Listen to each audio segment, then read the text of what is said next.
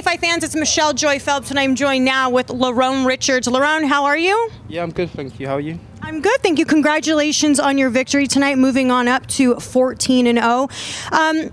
Let's talk a bit about your opponent. Didn't seem like he was doing much there for most of the fight. In the 8th round, he came out a little strong. Were you a bit surprised by that, given that the last 7 rounds he didn't really do too much? I actually started to enjoy it a little bit more. I wish it was 10 rounds. Yeah, and I wish he'd done it from the beginning, because I would have got him out of there. Yeah. Was it a bit disappointing for you, or are you happy to get in the rounds, since you haven't been active for the last year? Yeah, I'm happy to get, obviously it would have been nice to get a stoppage, but I was happy to get the rounds. It was my first fight under Dave Coldwell, so it was good to get the rounds in, and good for us to work together in the corner.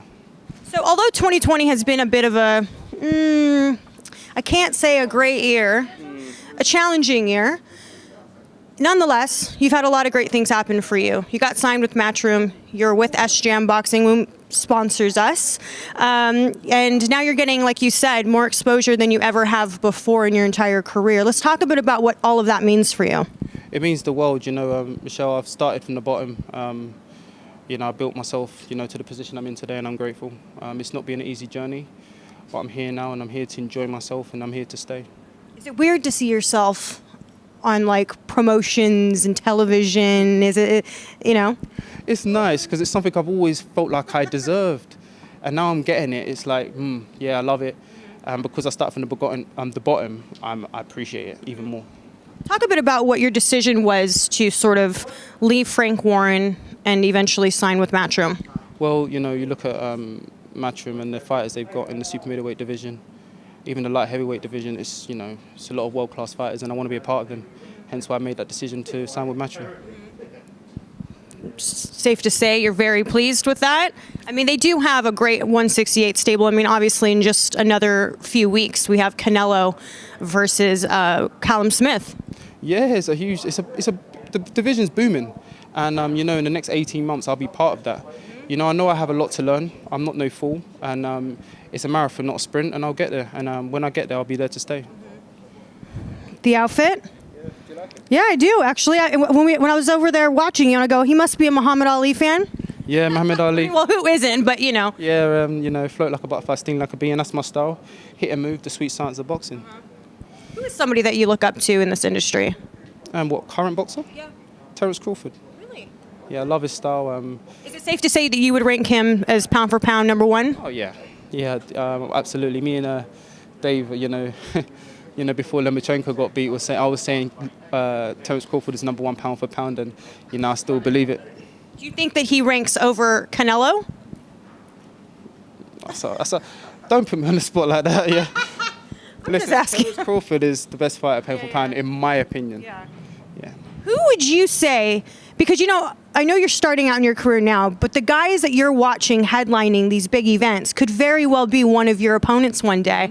Who is someone that you could see yourself fighting down the line and for a fact you can beat him? Chris Eubank Jr. Okay. Yes. You calling him out?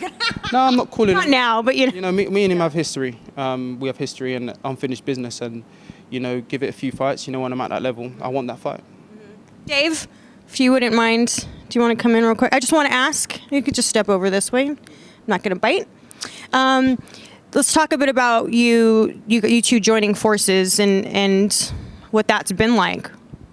It's been great. He's fit into the gym like literally straight away. He's a joy to work with because he's a good student. And he wants to learn, he wants to improve, and he also wants to aim very, very high. So it's been great. Let's talk a bit about what you saw in him when he first came into your gym and you knew that those were things that you had to work on. So he was, the first time I watched him was on YouTube when I looked at his fights.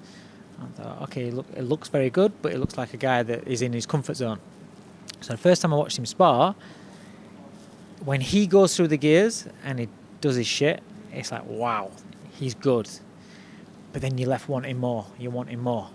And that's what we've been looking at doing, is trying to get more, do more, not in a reckless way and in a stupid way, but just to go away from, sometimes, like when you see a very, very, it reminds me of like your really good Cuban boxers that when they're good to work, they're beautiful to watch.